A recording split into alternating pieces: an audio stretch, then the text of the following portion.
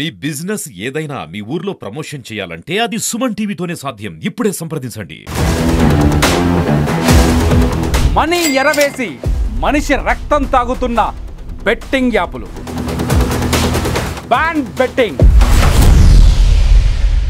ఈరోజు social media అనేది ఒక మంచికి వేదిక కావాల్సింది ఒక చెడుకు వేదికగా తయారవుతున్న పట్ల చింతిస్తున్నాను. కారణం ఏంటంటే ఈ బెట్టింగ్ యాప్ల కారణంగా యువత, చదువుకున్న యువత పక్కదారి పడుతున్నారు. వాళ్ళ కుటుంబాలు ఛిద్రమవుతున్నాయి. బెట్టింగ్ యాప్లపై అవగాహన కల్పించిన ప్రముఖులు కూడా ఇందులో ఇలాంటి యాప్లను ప్రోత్సహించడం అత్యంత బాధాకరం, దురదృష్టకరం.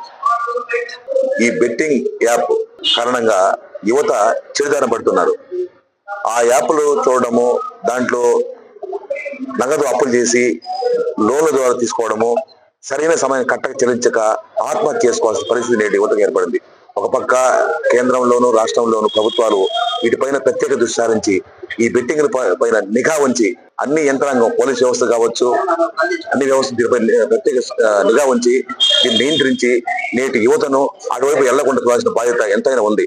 అదేవిధంగా బెట్టింగ్ యాప్ల పైన యువతకు అవగాహన కల్పించాల్సిన ప్రముఖులు కూడా దీన్ని ప్రోత్సహించడం కూడా అత్యంత బాధాకరం, దురదృష్టకరం.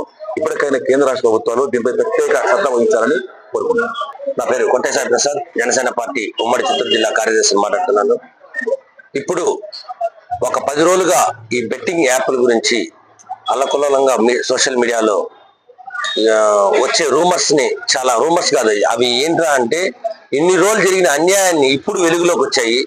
ఇది అన్యాయం అనే కాళహస్తిలో ఎప్పుడో మేము చెప్పాము. ఈ బెట్టింగ్ యాప్ల వల్ల ఎంతో మంది తల్లిదండ్రులు శ్రీకాళహస్తి నియోజకవర్గంలో మా దగ్గరకు వచ్చి కంప్లైంట్ చేయడం జరిగింది.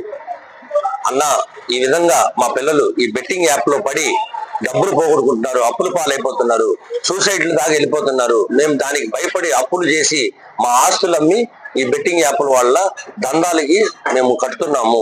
మీరు ఏదో ఒక విధంగా మీ పార్టీ తరఫున కానీ లేకపోతే మీ తరఫున కానీ దీనికి తీసుకెళ్ళండి అని ఎంతో మంది తల్లిదండ్రులు తాపేదపడ్డారు. అప్పుడు నా స్వయశక్తిలో నేను ప్రయత్నించాను, ఏదో ఒక విధంగా వెళ్ళి దీనికి ఏదో ఒక న్యాయం చేయాలని. ఎక్కడా కానీ ఎవరు కానీ పట్టించుకునే వాళ్ళు కాదు. 5 సంవత్సరాల వైసీపీ ప్రభుత్వంలో ఇది నేను పార్టీని తీసుకొని వస్తున్నాను కానీ ఎక్కడ కానీ పోలీసు స్పందించలేదు. నేను ఇది చాలా దూరం తీసుకెళ్లాలని ప్రయత్నించా, ఎన్నో కంప్లైంట్లు కూడా ఇచ్చాను. ఈ బెట్టింగ్ యాప్ల వల్ల చాలా మంది నాశనం అయిపోతున్నారు. ఇప్పటికన్నా ఈ ప్రభుత్వం స్పందించి ఇదొక స్పందనగా ఇది మొత్తం తీసుకెళ్లిన దానికి ధన్యవాదాలు తెలియజేస్తున్నాను. ఈ ఒక బెట్టింగ్ యాప్లను ప్రమోట్ చేసే ప్రతి ఒక్కరికి అరెస్ట్ చేసి వీళ్ళని జైల్లో వేయాలని గట్టిగా జనసేన పార్టీ తరఫున ఖండిస్తున్నారు.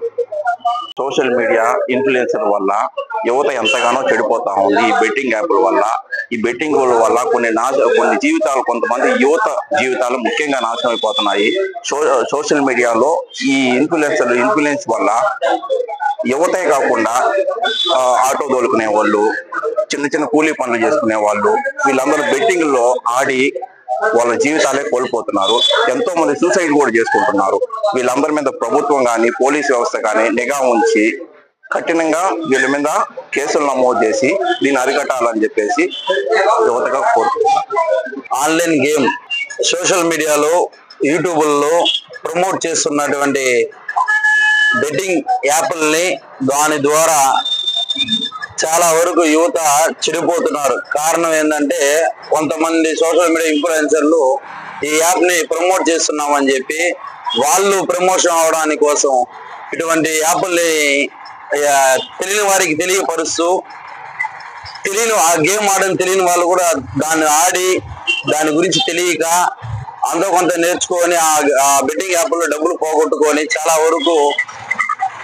పోగొట్టుకొని ఇంట్లో ఉన్నటువంటి నగలు కావచ్చు, వస్తువులు కావచ్చు పెట్టి చాలా వరకు యువత చెడిపోతున్నారు.